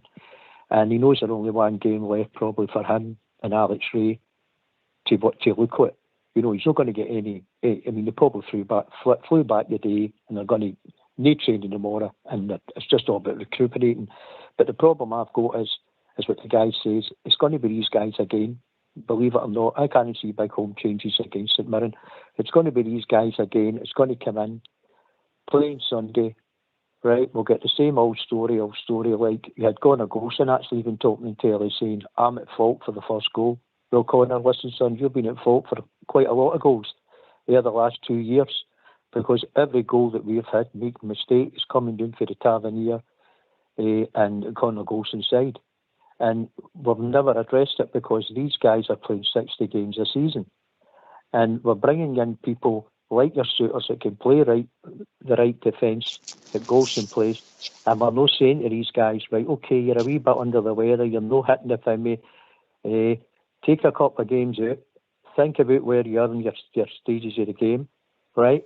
And we'll put John Suter in the new, and we'll just run with that in the new and see how things are going. No, it's again, let's all get in the dressing room, have a wee conflab. We'll go back out in the next game and we're going to try and change it. We're all going to work together, go back to basics. We heard that last night. We heard it in the Aberdeen game. We heard it in the Motherwell game. We've heard it since pre-season. I knew for the minute of pre-season when they played that, I think it was West Ham, I said, there's something wrong here. There is something definitely wrong, because you're trying to gauge the pre-seasons, because I knew... West Ham was last year. Oh, sorry, Oxford, and Tottenham. And I knew right away that when I was at the games, and then I knew when I was going to get the PSV game. And I said to myself... Tottenham was last year and all. Oh, God, I'm throwing it away then. So I knew when we played PSV, right? When Try Olympiacos. Olympiacos, sorry. And I knew when we played... sorry, guys. And I knew when we played PSV that we weren't going to win that game. I just knew it, because when you draw 2 each, you're walking off the park as if you won a game. Back to fact, even we're second in command. He came out and he speaks and says that we actually beat PSV at Ibrox under Bale. He actually came out and said we beat them. And I said to myself, how are you supposed to be on a part coaching people when you don't even remember what the score was? Okay, I didn't remember the I mean, you're on a radio show and you're getting your years mixed up. Aye. I'm thinking when I spoke to you last year. I'm going to get me Harry. It takes a year to get him.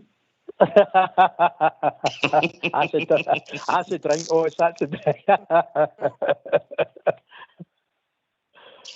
But you know what I mean? I think... You're spot on, mate. I think that for a lot of people, the Jaffa can come in and all David before we bring the next caller in. The alarm bells were there with the pre-season. The shape was all right. It was always Jaffa. We talked about it privately.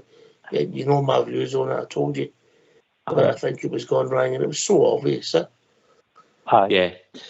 Aye, the warning signs were there, Ox, and I know, Michael Beale being the manager and trying to, it's all right, it's only pre-season, it's all about getting fitness. I'm afraid it isn't. It's more than that. We're no daft. We're football fans at the end of the day. We all go to the games, different times, and you could see it, Ox. It was disjointed. It was all over the place. We still look like that. We played like that last night. We look like a team that's all over the place. They look as though they've never set eyes on each other. The passing, the misplaced passes last night. Man alive! What was I watching? And incidentally, they were worse than us. They were misplacing more passes than us, and they still beat us. David, you come in before we bring in the other David on. You go, David. Jeff. Oh, wait a minute. Jeff, I just took the words I could say. It was pretty. What I'd like to say quickly before the Liberty comes in, I think we let all the ranked players go away, guys. Big time. I think we let the ranked players go. When they were obviously, they could see what that other lot were doing, and they let them go. And we all know who we're talking about. But there we go. Who do you mean, Sakala? Yes, a lot of them, a whole lot of them. Kolak, the boys, the young boy that went to Hearts. He could go through or 4 or 5 of them, wouldn't he? Maybe that was the previous manager. Anyway, we've been joined by young David, I'll say, not old David. How are we doing, David? I'm still hurting, lads. I honestly thought that after the manager we'd get a wee bit of a bounce, but it's just seeming to get worse, and I've got a sinking feeling that it's going to get worse again in the weekend unless major changes are made to this squad. There's maybe 3 players that played that I would keep on the park for against the Mirren. It's really hard to watch now. I don't know if it's a mixture of Michael Beale and the players just gearing up, or if is it Michael Beale that's drained everything out of this team to begin with, or was that already there? It's really, really bad. I just want to give you some wee facts. I dubbed up this team. Like, it's their first time in Europe. The stadium share with 3 other teams. Is this where we are now? As Rangers, how do we let it get this far? Jaffa? Well, David, it's exactly where we are. We're in a real pickle, mate. And there's no point in dressing it up. As I've said at the start of the show, the amount of empty jerseys on that team last night it's unforgivable. for me personally, it's unforgivable. There's a point of no return for a vast selection of those players. Lammers, Dessers, I would get them punted. I would get them on the transfer list. I would have been on the phone to their agent this morning and told them that they can find a new club in January. If not, they can sit on the sidelines because they're not contributing. I mean, Ross McCausland done more on that game, and I know he's only a young lad, but he's ready. He's in and about the first team. Get the young lad on and get him some performances. Give him some game time and see what he can return to you. Same way Zach Lovelace, the same way Bailey Rice, and any of the other young kids that are jumping about. Devine, the young boy of Foco that was playing at left back, get him back in the team. Give them a try. And look, I know that you can't put 11 kids, 8 or 9 kids in and expect to start and get out and beating teams. But what you can do is they'll give you a performance. And there's no point in playing that back four again because the same thing's going to happen again. It's gone. Those guys, their heads have checked out, whatever you want to call it. You know, the amount of managers, I mean, that for me, after Stephen Davis walking into the building on Monday morning and walking into the training ground along with Alec Ray and talking to them all week, and I know I heard Stephen saying that he said two training sessions. And by the way, I'm not for 1 minute holding Stephen Davis or Alec Ray responsible for that last night. They're only in the door 10 minutes. But they've been those players and the senior players I'm talking about in that group have been listening to his voice. Now they can pull rank and they can say to a lot of the other guys, especially you guys, look, come on. The minimum that we require here is 110%. A performance, go out and do it for the fans. Forget anybody else. Just go out and do it for the fans and do it for the club. And look what they've done. They went out and done the exact opposite. They were absolute donkeys. It was a performance like I've never seen for many a year of a Rangers team. It was awful. The only comparison for me, there is comparisons. I mean, obviously, let's be honest, Nidacom, and who was the team that after we got to Manchester, we got knocked out for the team for Lithuania, was it, Jaffa? 2008. Oh. Yeah. What were they called? Yeah, same type of performance. And I heard Tosh talking about the Race Rovers game many years ago. It was that type of performance last night, Ox. It was a watershed moment and a point of no return for me. If those guys turn up and they're in the team for Sunday, and I get that we're shorting players and all the rest of it, but still, the same thing's going to happen again. Because they're teachers of making the same mistakes over and over and over again. I mean, that was not a good team last night. Let's not be kidding about it. Can't remember the caller that was on earlier saying they were the third team in Limassol. I mean, that just puts more perspective on it and how bad it actually was. It was appalling. Oh, can I ask you something? Yes, Ollie. Is there any news? What I'm trying to think is that I'm trying to imagine some light at the end of this tunnel. Is there any news injured players, like the ones that we really could be doing with? Is there any sign that they're going to be coming? Obviously, no this week, but during the international break, because I think if they drop the ones that needed drop and bring them in, I think we could see a big difference. I'm hoping. Well, all our creative players are in it. We're a guy who looks as if we're the best of our centre forwards, and we've not seen much of him. Danilo, Lawrence, and Cadwell on the playing.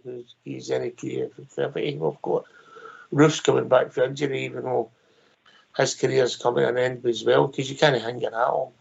But no, David, we don't know, because to be seeing him back in the park again. 2 weeks becomes 6 weeks, then becomes 3 months, and the season just disappeared. Tom Lawrence, we've liked him when we've seen him, but let's be honest, we don't know how good he is because we've not seen enough of him. Yeah, you're spot on.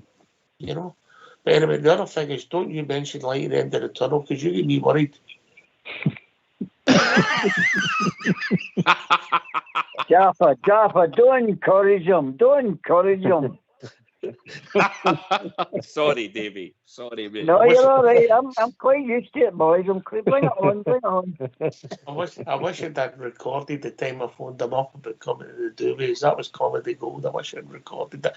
Young David, didn't you come? I just want to mention one last wee thing, guys. I'll let you go.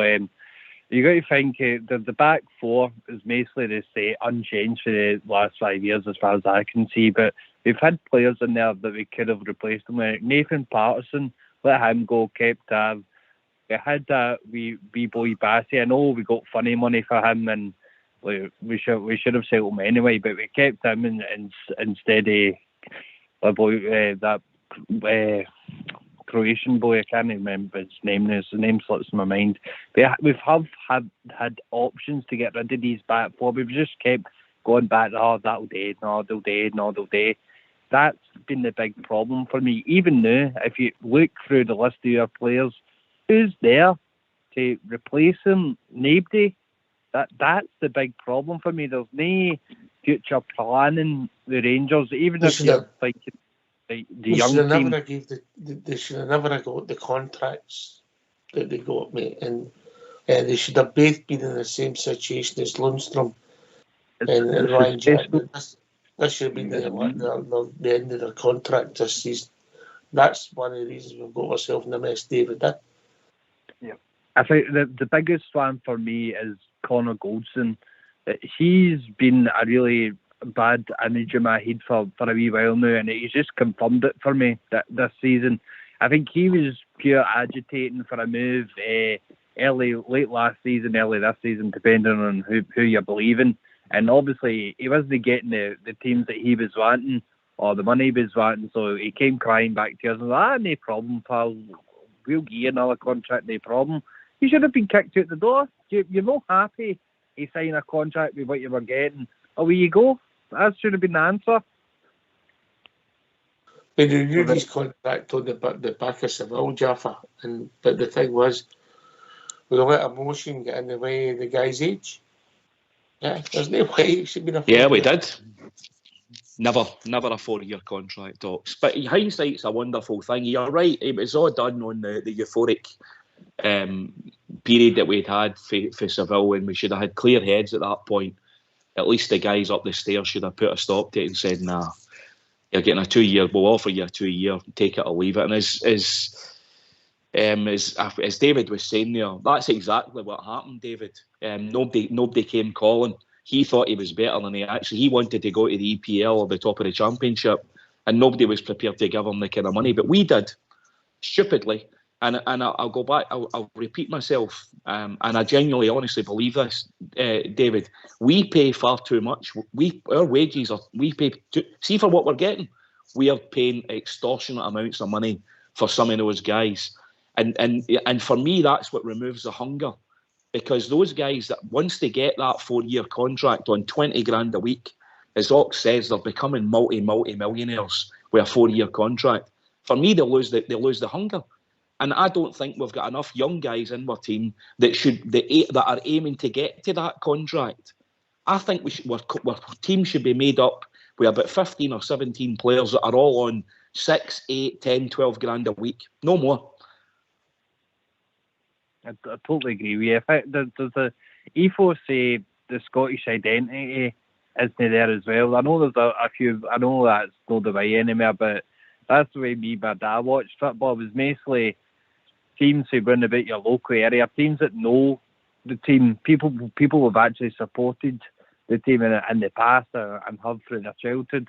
There's nobody there for me that's got the blue chest and the heart, if you know what I mean, going, right, I'm going to do something here to pull us out the fire. There's maybe 1 or 2 players I would say, right, they've got the heart to be a Rangers player. The rest of them are wage players, as what I call them. They're only there for the money, and they're only there because they won't get it anywhere else. That's the big problem. People like Tav, I know he's one of the players, like he's got his goals, etc., etc., etc. He's been there 2 seasons too long for me. That's the real truth. And he really shouldn't be the captain anymore, but I don't think that's going to happen. I think last time that happened, there was a big open revolt, and I could see it happen again, because it seems like Goldson and Tab and all that, they're like an old school clique, if you know what I mean. If you're no happy with us, we'll bring you down. They've done it to previous managers. I'm convinced. Well, you can't do that after sitting in the stand, David. I think that's the way it is for me. That's the way I see this Rangers team. That the old players are there for themselves. They're not there for us or for them or for Rangers anymore. That's the way I see it. We really should have kept some of the good youth players that we've let slip through our hands as criminal. You see what they're doing now. What youth players are you thinking about? Like Billy Gilmore, for example, Lewis Ferguson, people like that.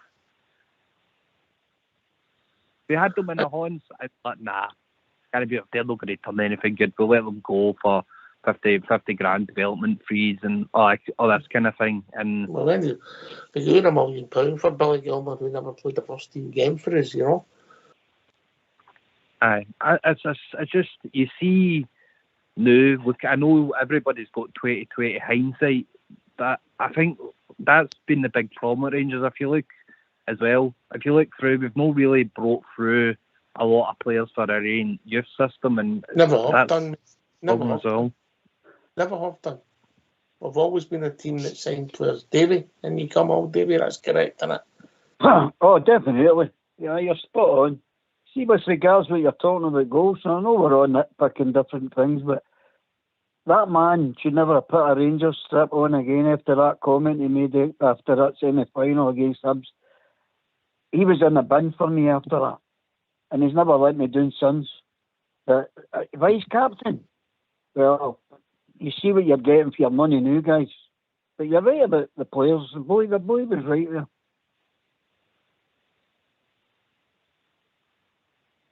Thanks for taking my calls, guys. Good to hear from you, David. Good to hear from you. Yeah, speak to you soon, mate, all right? Thank you. Bye. Hawks, can I come in See you, here? David.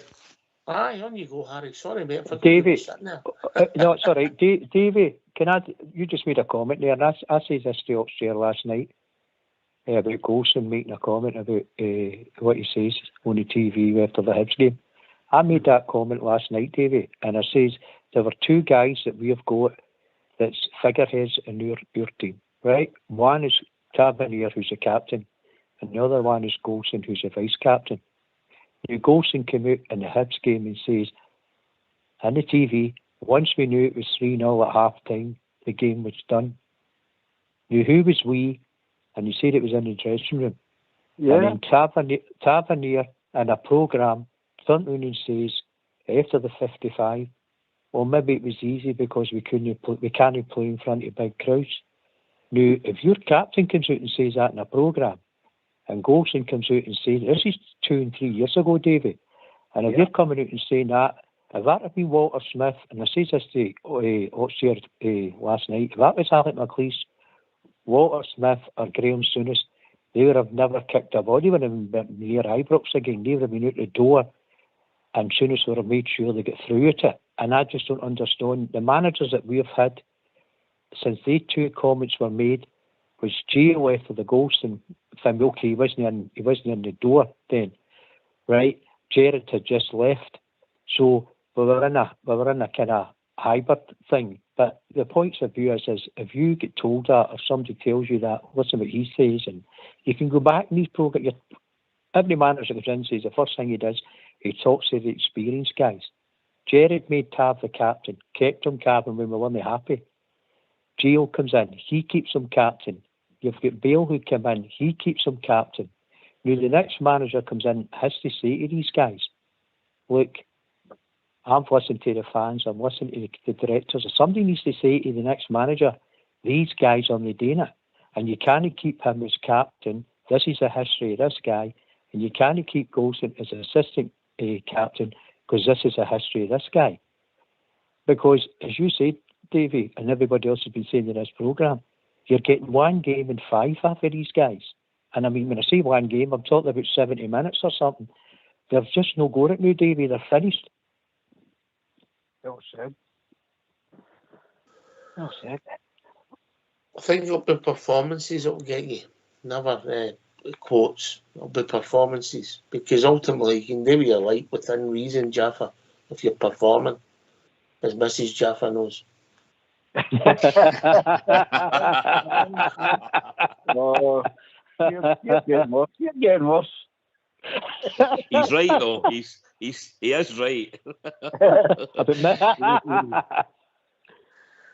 Listen, you can say what you see if you're putting the shift in on the park, and the fans are no stupid. If you're doing it on the park, or at least your endeavour, you're trying, and you're putting the energy levels into it, and your tempo's right, and your attitude's right, you can say whatever you want. The fans will back you, and in particular the Rangers fans. The Rangers fans will be right behind you. You can get away with the odd mistake. You can get away with even losing a goal here or there. But as long as you're about turn and get up onto the halfway line and start again and go and try and rectify the situation. And that, for me, is part of the problem. There's no consequence with these guys. We're getting back into the dressing room, Harry, and going in and chatting to them and saying, look, aye, okay, you had a bad game today. You lost 2 goals at your near post. You're no marking up. You're not doing this. But by the way, you're in the team for Saturday again. No. Can you imagine Steven Gerrard doing that, or some of the guys you've just mentioned, or Graham Souness? Your feet wouldn't touch the ground, or Walter Smith. Exactly. And that's the problem. We've become too soft, Harry. You can see it. The players know we're too soft. There's no consequence for them. You remember years going by with guys like Smith, and I'm not advocating we go back to those days, although quite frankly, I'd go back to Walter Smith right now, or Graham Souness. Give me no losing any goals, because we ship too many goals, and that all feeds back to the same problem. If you can't keep the ball at your net, you'll never win any football matches. It's just a fact of life. It's actually quite a simple game if you can understand it. And for me, I'm sorry, some of the managers we've had in, and Michael Beale in question, you can't put a guy back into the team when he's out losing goals or playing crap. And quite frankly, a lot of the players have been playing crap. And Tavernier, listen, just take the captain armband off him. I think we're all jumping about or pussyfooting round about them. Just get him tell, you're not the captain, mate, because you're not actually, he doesn't do anything on the park. You don't see him shouting at people or putting them into position. You get the odd wee bit of vocalness. A captain should lead for the front. He should carry out the manager's instructions on the park and set the tempo on the park, set the narrative. And if players are not doing it, you think back to brilliant captains like John Gregg, Richard Gough, Big Terry Butcher. We've had some brilliant captains who have led for the front. But Tavernier's not that man, and he's not doing that. And I think your team needs that. And even in modern football, brilliant captains lead for the front. They pull the team forward. They grab the game by the scruff of the neck. Steven Gerrard done it regularly for Liverpool. And listen, that's for me what your captain should be on the park. He should carry out that battle fever and take that battle fever onto the park. Last night, we were getting challenged and guys were turning about and turning their back. There's nobody out remonstrating with the referee, questioning the referee's decisions, or even better still, standing up toe-to-toe guys and ruffling their feathers. We don't do any of that, Harry. We don't ruffle MD's feathers. We don't stand on MD's toes. We don't look at guys in the eye in the middle of the 6-yard box when a corner's due to come in. Last night, what were the outswingers all about? Why were you outswinging corners? How many times did we do it? Tavernier doing it for one end, Barisic doing it for the other. An outswinging corners, for me, is you as well just putting the ball back to your goalie. Yes. The thing that can I come in? The thing that Jaffa, right, as we all know, is if you let's look at a 9-0 team. We're all on this programme, and I probably remember. If you look at a 9-0 team, we're talking about captains, right? We probably had about 7 captains in that team. Your John Browns, your Ian Ferguson's, you know what I mean? We had players that wasn't even captains, that was grabbing guys with the neck, and saying, listen, you're Andy Gorhams, you start getting your finger out, because I'm sick of making 2 or 3 saves here.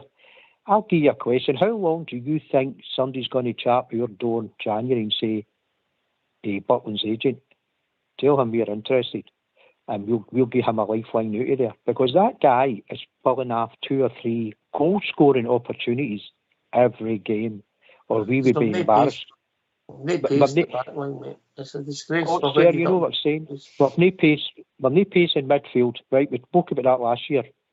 big detail. We needed ball-to-ball, box-to-box players, right? We never had them, and that's what beat us against Celtic, and we spoke about it.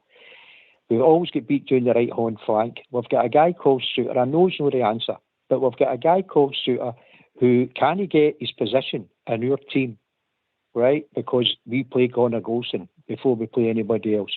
We've got a guy called Sterling who looks like honest to God, he looks like a Bassey-type player, right? Now, Bassey came in raw for Leicester. And look what happened in one season with that boy. The speed of him. Just his speed was enough to protect us at the back. Sterling looks the same type of player. Can he get a game? Because why? Because Tavernier. Tavernier get the pace that Bassey's got. No, I've never said he was. No, I'm not saying he has box, but he's got better pace than Tavernier. I agree with that. Right. And Tavernier can go up front, but he can't get back. And the problem is, Connor Golson tries to get there. I don't see it all the time, but he tries to cover him and maybe Lindstrom, and they've just not got it. They've not got the pace to even cover him. So they get by Tavernier, they can get by Golson, they can get by Lindstrom. The guys, as everybody's saying, who's going to put them out? Because nobody's putting them out. They're playing on Saturday or Sunday. Sorry, they're going to be playing on Sunday because, as Jaffa says, they're going into the dressing room. You've got Connor Golson, you've got Tav. And you've got these boys sitting there at 17 and 16, looking at these guys making these mistakes, and that's who they're to learn from. The performances, there's going to be casualties, but who? I would like to say I agreed with you. I think it was Tosh's back four. I get that. I fully understand it, Jaffa. Yeah, I mean, that young boy, Johnny Afoko as well, he's a left back. I mean, if you're talking about anybody that looks like Calvin Bassey, it's him. He came for Leicester himself. That was where we got him from. He looks a decent player. He certainly can challenge. He's got pace, and he can put a tackle in. Because quite frankly, unless Barisic is putting a ball into the box and you're throwing a goal from it, that's the best contribution that you're going to get from Borna Barisic, because he can't defend.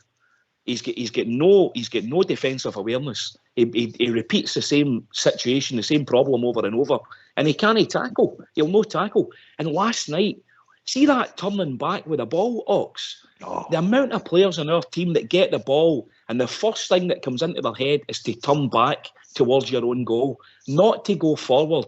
Not like 4 or 5 forward-thinking players all moving in tandem along a particular, whether it be the left-hand side, the centre of the park, or the right-hand side. 4 or 5 guys all playing 1-2s, all in the same wavelength, all playing the same style of football. No, we've got 4 or 5 players that get the ball, and the first thing they want to do is go back the way. And for me, that is one of our fundamental problems. We look frightened, we look petrified to actually play football. To actually play football, like just pass the ball to each other.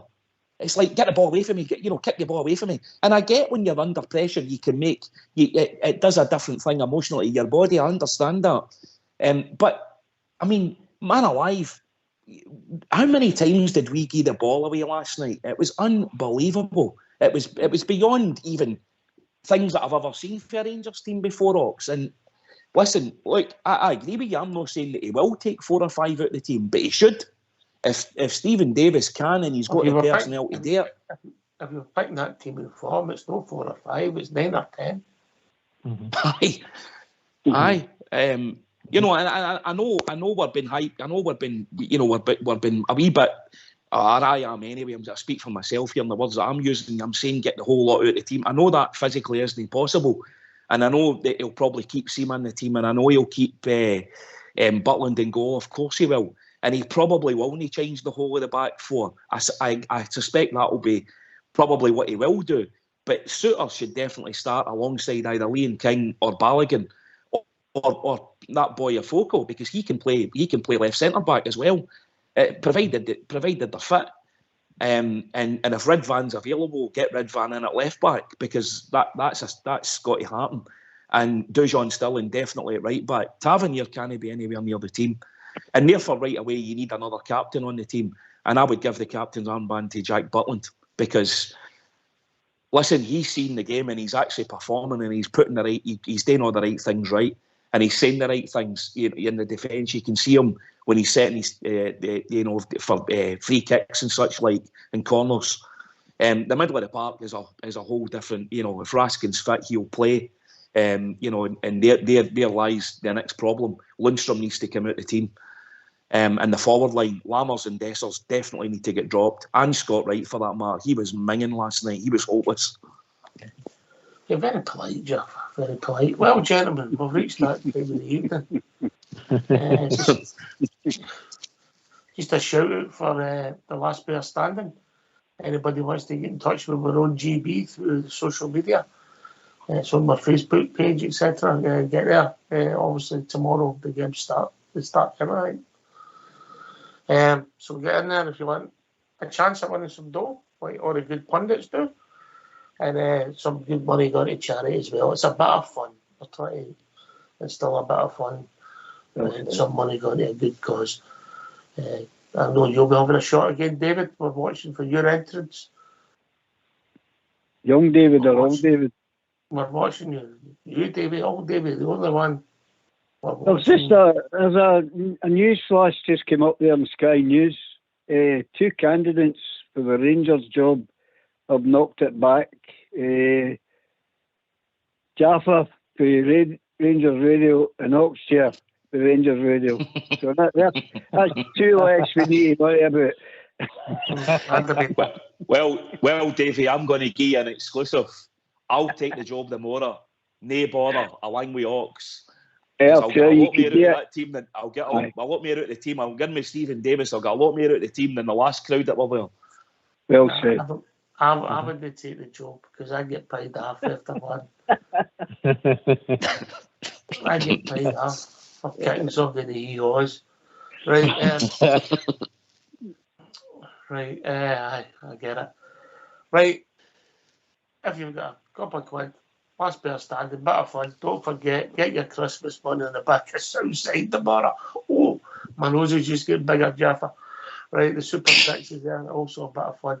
Thanks to everybody that's called in tonight. Some great calls, great points, great passion. Great to hear from you. Great to hear from all the boys tonight. But thank you, Jaffa, for doing the show, mate. No problem, pal. Thank you. I love being on Rangers Radio, Ox, as per usual. I know it's a tough time, but got to stay together. We are the Rangers. We've got to stick together, boys. Well said, Jaffa. I'm just checking. I hope they checked. I'm just checking what time the kick-off is on Sunday. 12, is it? Yeah. Aye, Fox will love it. Right, thanks to everybody that's called in tonight. Thanks to Jaffa for doing the show. Fox and All School Boy for doing the technicals. Everybody for listening. Remember, with other people, we go again. We might have to unify and get behind our club. But thanks for listening. We'll be back at 11:30 as we build up to Rangers playing away to St Mirren. Take it away, All School Boy.